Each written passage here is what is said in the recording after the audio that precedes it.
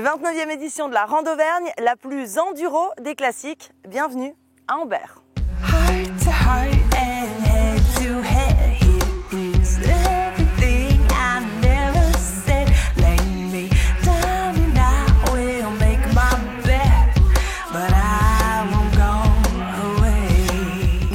Est une grosse année pour le motoclub du Livradois puisque dans 3 mois, ici même, va se dérouler la finale du championnat du monde d'enduro.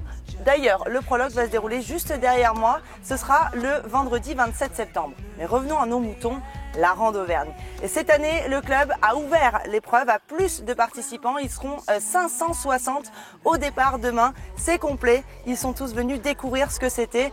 Et la Rande Auvergne, parce que c'est le samedi.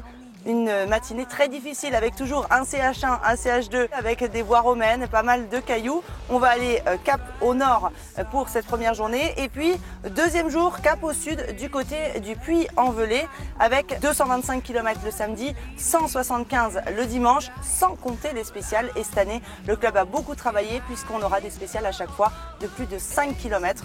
On va découvrir l'épreuve avec Stéphane Duré, le président du motoclub Livradois.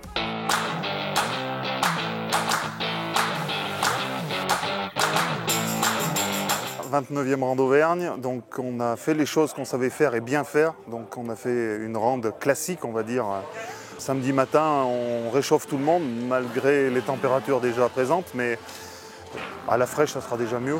Et puis après, on part sur un peu plus cool le samedi et le dimanche, une belle boucle au sud d'Ambert avec des belles spéciales banderolées. Cette année, les bénévoles, ils ont fait un super travail. Les spéciales sont magnifiques, c'est que de la belle banderolée et tout.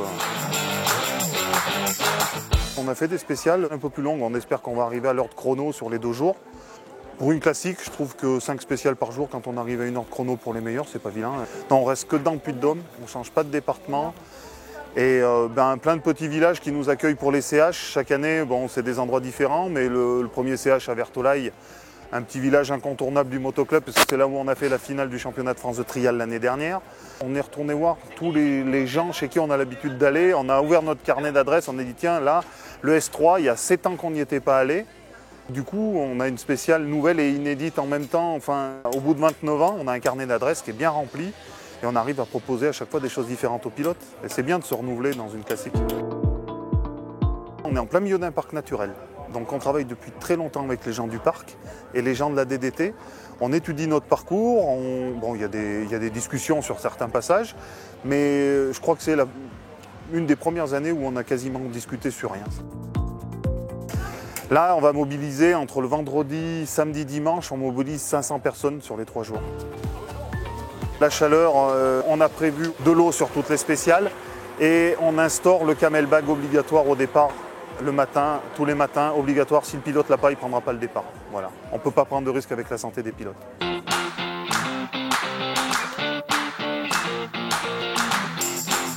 Ça y est, on y est. J'adore connaître la spéciale. C'est super beau. Et justement, on va s'intéresser aux sportifs. Qui va pouvoir s'imposer ici à Ambert? On fait le tour du paddock et on commence par les Yamaha. Et du côté des Bleus de Bonneton de Roue, 2 pilotes, des habitués et des classiques.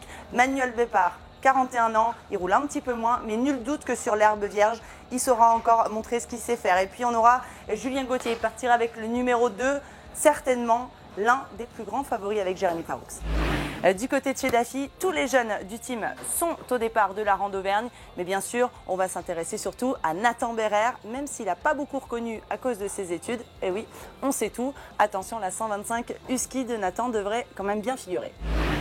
Il a terminé 4e ici même. Kyrian Mirabé, l'Espagnol, actuel leader du championnat E1 en Espagne. On va le suivre. Attention, il devrait aller très très vite sur la Rande Auvergne.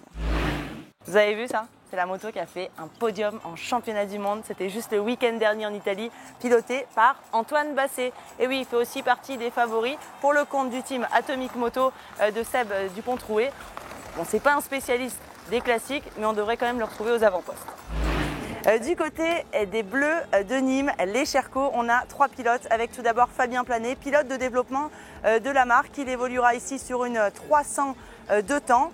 On aura aussi sur la même moto Jérémy Miroir, mais surtout Jérémy Taroux qui revient ici. Il avait gagné il y a 2 ans, l'année dernière il était blessé. Il est l'ultra favori en l'absence de Johnny Aubert, l'occasion de lui poser 2-3 questions. Ça se présente pas mal, superbe météo, chaleur, ça c'est des choses que j'aime bien.